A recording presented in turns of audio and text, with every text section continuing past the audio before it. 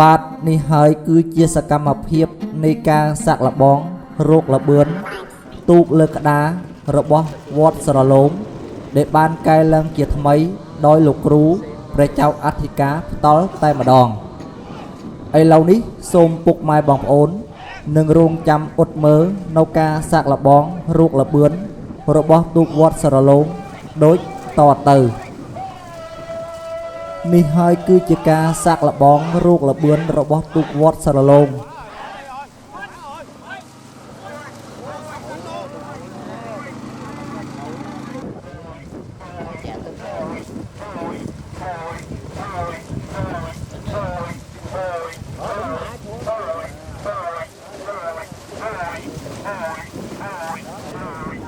យើងឃើញលបឿនបែបនេះ